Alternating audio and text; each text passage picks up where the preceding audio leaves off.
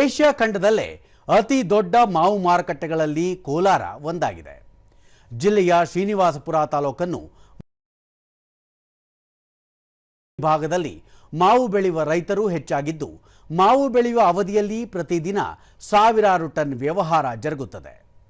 ಇತ್ತೀಚಿನ ದಿನಗಳಲ್ಲಿ ಮಾವು ಬೆಳೆಗಾರರು ನಷ್ಟ ಅನುಭವಿಸುತ್ತಿರುವುದರಿಂದ ಕೆಜಿಎಫ್ ತಾಲೂಕಿನ ಸುಂದರಪಾಳ್ಯ ಗ್ರಾಮದ ಮಾವು ಬೆಳೆಗಾರ ವಾಸುದೇವ ರೆಡ್ಡಿ ಕೃಷಿ ಇಲಾಖೆಯ ಸಹಾಯ ಪಡೆದು ಒಂದೇ ಮಾವಿನ ಮರದಲ್ಲಿ ವಿವಿಧ ತಳಿಗಳನ್ನು ಕಸಿ ಮಾಡಿ ಬಗೆ ಬಗೆಯ ಹಣ್ಣುಗಳನ್ನು ಬೆಳೆದು ಮಾದರಿಯಾಗಿದ್ದಾರೆ. ಹಣ್ಣಿನ ರಸದ ತಯಾರಿಕೆಗೆ ಬಳಸುವ ತೋತಾಪುರಿಯಂತಹ ಮಾವುಗಳ ಬೆಲೆ ಅತ್ಯಂತ ಕಡಿಮೆಯಾಗಿದ್ದು ರೈತರು ನಷ್ಟ ಅನುಭವಿಸುತ್ತಿದ್ದಾರೆ. ವಿವಿಧ ಮಾವಿನ ಮರಗಳಲ್ಲಿ ಬಾದಾಮಿ, ಆಲ್ಫಾನ್ಸೋ, ಮಲ್ಲಿಕಾಗಳಂತಹ ವಿವಿಧ ಮಾವು ತಳಿಗಳನ್ನು ಬೆಳೆಯುವುದರಿಂದ ಉತ್ತಮ ಲಾಭ ಪಡೆಯಬಹುದಾಗಿದೆ.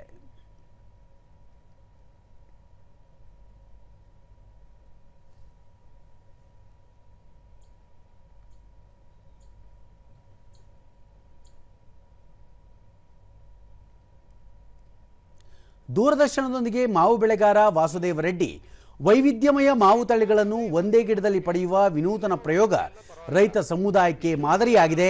ಹಲವಾರು ಬಗೆಯ ಮಾವಿನ ಹಣ್ಣುಗಳ ತಳಿಗಳನ್ನು ಕಸಿ ಮಾಡಿ ಒಂದೇ ಗಿಡದಲ್ಲಿ ಬಗೆ ಬಗೆಯ ಮಾವುಗಳನ್ನು ಪಡೆಯುವ ಪ್ರಯತ್ನ ಮಾಡಲಾಗಿದೆ ಎಂದರು.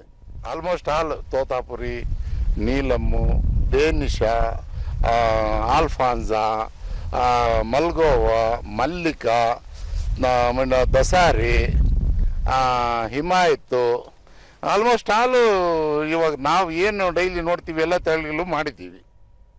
ಮಾರಾಟಗಾರ ಮುಕ್ತಿಯಾರ್ ರೈತರು ಕೃಷಿ ವಿಜ್ಞಾನಿಗಳ ಸಹಾಯ ಪಡೆದು ವಿವಿಧ ಬಗೆಯ ಹಣ್ಣುಗಳನ್ನು ಬೆಳೆದರೆ ರೈತರಿಗೆ ಮತ್ತು ಮಾರಾಟಗಾರರಿಗೆ ಅನುಕೂಲವಾಗಲಿದೆ ಎಂದು ಹೇಳಿದರು. ತುಂಬಾ ನಮಗೆ ಸ್ವಲ್ಪ ಲಾಸ್ ಬರ್ತಾ ಇದೆ. ಯಾಕೆ ಅಂದ್ರೆ ಹೋದ ವರ್ಷ ತಗೊಂಡೆ ಆಯ್ತಪ್ಪ ಬಿಡು ಹಿಂಗಾನ ಆಗೈತ, ಲಾಸ್ ತುಂಬಾ ಲಾಸ್ ಆಗೈತೆ ಒಂದು. ಅದು ಈ ವರ್ಷ ಏನೇನು ಬರ್ತದ ಅಂದ್ರೆ ಈ ವರ್ಷ ಕೂಡ ಹಂಗೆ ಡೌನ್. ಅದು ಬಾದಾಮಿ ನೋಡು ಅದು ಕೂಡ ಡೌನು, ಇದು ಮಲ್ಲಿಕಾ ನೋಡು ಅದು ಡೌನು, ಬೆಂಗಳೂರು ಅಥವಾ ಫುಲ್ ಡೌನು. ಅದು ನಮ್ಗೇನು ಬರ್ತಾ ಇಲ್ಲ. ಕೋಲಾರ ಕೃಷಿ ವಿಶ್ವವಿದ್ಯಾಲಯದ ಹಿರಿಯ ವಿಜ್ಞಾನಿ ಹಾಗೂ ಮುಖ್ಯಸ್ಥ ಡಾಕ್ಟರ್ ಶಿವಾನಂದ ಹೊಂಗಲ್ ಕಸಿ ಪದ್ಧತಿಯ ಕುರಿತು ರೈತರಿಗೆ ತರಬೇತಿ ನೀಡಲಾಗುತ್ತಿದ್ದು, ಹೆಚ್ಚಿನ ಸಂಖ್ಯೆಯಲ್ಲಿ ಇಂಥ ಪ್ರಯೋಗಗಳು ನಡೆದಲ್ಲಿ ಕೃಷಿ ವಲಯದಲ್ಲಿ ಅಭಿವೃದ್ಧಿ ಸಾಧ್ಯ ಎಂದು ಅಭಿಪ್ರಾಯಪಟ್ಟರು.